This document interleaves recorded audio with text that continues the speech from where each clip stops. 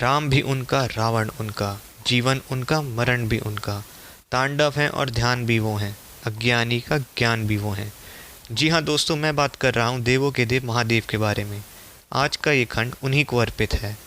नमस्कार मित्रों, मेरा नाम है अभिनंदन शर्मा और आज मैं आप सभी का स्वागत करता हूँ अभिनंदन शो में, जिसे templeknowledge.com द्वारा आयोजित किया गया है। आज हम बात करेंगे शिव पुराण के बारे में, जो कि एक पुराणिक ग्रंथ है।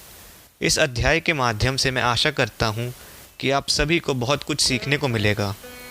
तो अब चलिए बिना किसी विलंब के शुरू करते हैं। मित्रों, क्या आपने कभी सोचा है कि इस सृष्टि का निर्माण किस प्रकार हुआ? ब्रह्मा जी ने पृथ्वी क्यों बनाई? जीवों का जन्म क्यों हुआ? इसकी शुरुआत होती है ब्रह्मा जी से, जो एक समय में बिल्कुल अकेले थे। उनके समक्ष कोई भी नहीं था, जिस कारण वे डरने लगे। उन्हें भूख का एहसास हुआ, बट खाने की इच्छा नहीं हुई और इसी कारण उन्होंने सोचा कि कुछ करना चाहिए। उन्होंने ध्यान किया तो उन्होंने सोचा कि इस पृथ्वी का निर्माण किया जाए। उन्होंने अपने मन से मानस पुत्रों को जन्म दिया, किंतु उन पुत्रों को भी भूख और भय का एहसास हुआ। जब ब्रह्मा जी ने ये देखा तो वह काफ़ी निराश हुए। उन्होंने अपने नेत्र बंद किए और समाधान सोचने लगे। तभी उन्हें एक दृश्य नज़र आया, जहाँ पर उन्हें एक आधा पुरुष और एक आधी स्त्री जैसा जानवर नज़र आया। ये देख उन्होंने भी अपने दो भाग कर लिए। दूसरा भाग एक मनमोहक स्त्री बन गया, जिसे देखकर वह आकर्षित हो गए। उन्होंने स्त्री को लुभाने की कोशिश करी, परंतु वो भाग गई वहाँ से। ब्रह्मा उनके पीछे पीछे भागने लगे। जब वो पीछे पीछे भागने लगे तो उन स्त्री ने देखकर उन्होंने हथनी का रूप ले लिया, फिर उन्होंने गाय का रूप ले लिया और अन्य प्रकार के कई रूप लिए। उन्हें देखकर ब्रह्मा जी ने भी हाथी का, बैल का इत्यादि रूप लेने लग गए। उस स्त्री का नाम रूप बदलने की वजह से शत्रुपा पड़ा। शत्रुपा ब्रह्मा से बचने के लिए अलग अलग दिशाओं में भागने लगी। इसे देख ब्रह्मा ने भी चारों दिशाओं में शीश उगा दिए ताकि वह शत्रुपा को देख सकें, किंतु शत्रुपा ने अपना रूप बदलकर एक हंसनी का रूप धारण कर लिया और वह हवा में उड़ गई। शत्रुपा को खोने के डर से ब्रह्मा जी डर गए और उन्होंने अपना पांचवा शीश भी उगा लिया। उनकी ये हरकत देखकर उनके मानस पुत्र विलाप करने लगे। उनका विलाप इतना शक्तिशाली था कि उस विलाप से जन्म हुआ रुद्र का, जो कि एक बहुत ही शक्तिशाली एवं भयानक दिखने वाला व्यक्ति था, जिसकी लंबी लंबी केश थी और लाल आंखें थीं। और उसने अपने नाखूनों से ब्रह्मा जी के पांचवें शीश का विनाश कर डाला, उसे चीर डाला, जिसके बाद ब्रह्मा जी को अंत ज्ञान का प्राप्ति हुई और उन्हें अपनी भूल समझ आई। वे निराश हो गए। तभी ब्रह्मा जी के पास एक बालक आता है और उन्हें कहता है, आपकी भूख और भय तभी मिटेगा जब आप शत्रुपा को खाना देंगे और बदले में उनसे खाने के लिए आग्रह करेंगे। ब्रह्मा जी को पहले तो संकोच हुआ कि यदि मैं खाना दे दूं और उसने मुझे नहीं दिया तब क्या होगा, परंतु उस बच्चे ने उनको ये आग्रह किया कि वह पहले ही करके देखें। तब ब्रह्मा जी ने शत्रुपा को बुलाया और उन्हें प्रेमपूर्वक भोजन दिया। इसके बाद शत्रुपा ने भी बहुत प्रेमपूर्वक ब्रह्मा जी को भोजन कराया। ब्रह्मा जी आश्चर्यचकित रह गए कि एक बालक इतना ज्ञानी कैसे हो सकता है।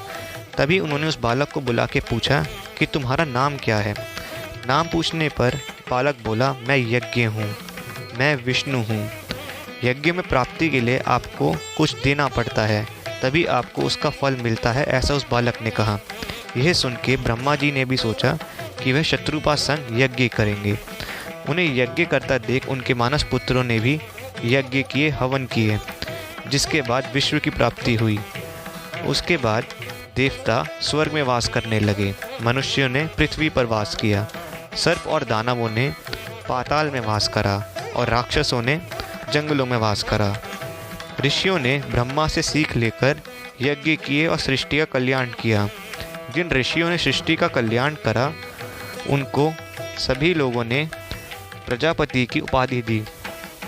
दक्ष, जो कि सती के पिता थे, उन्हें प्रजापति की उपाधि मिली थी। उन्होंने अपनी सभी पुत्रियों का विवाह देवताओं से करवाया और बदले में उन्हें शक्तियाँ और समृद्धि प्राप्त हुई। दक्ष ने अपनी 27 पुत्रियों का विवाह चंद्र के साथ किया था क्योंकि वह बहुत ही खूबसूरत थे, किंतु चंद्र सबसे ज़्यादा प्रेम रोहिणी से करते थे। इस कारण उनकी बाकी पत्नियां काफ़ी निराश हो गई और वह अपने पिता यानी दक्ष के पास गई उनकी शिकायत करने के लिए। दक्ष ने चंद्र को समझाने की कोशिश करी किंतु चंद्र नहीं माने। तो चंद्र को दक्ष ने बहुत बुरा श्राप दिया। उन्होंने कहा कि तुम्हारी जितनी भी खूबसूरती है वो ख़त्म हो जाएगी।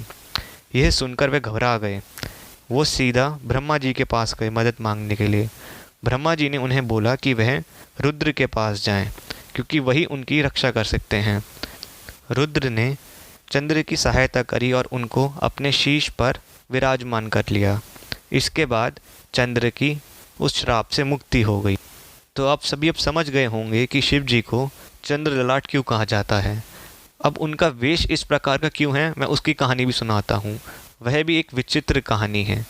तो हुआ ये कि एक दिन जब रुद्र जंगल से जा रहे थे तभी पास ही में कुछ ऋषि यज्ञ कर रहे थे।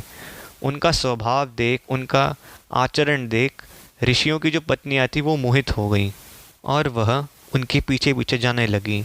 यह देख के ऋषि काफ़ी ज़्यादा क्रोधित हो उठे। उन्होंने यज्ञ की शक्ति से एक बाघ, एक सर्प और एक प्रेत को उनके पीछे पीछे भेजा। रुद्र ने अपनी शक्ति से उस बाघ को चीर डाला और उसकी खाल को अपने चारों तरफ लपेट लिया।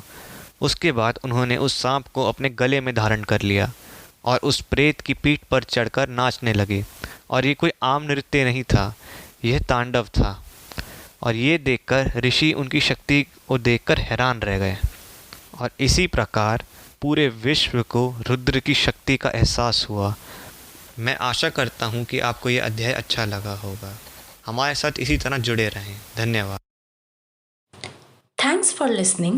We hope you liked this episode. Stay tuned for the next episode.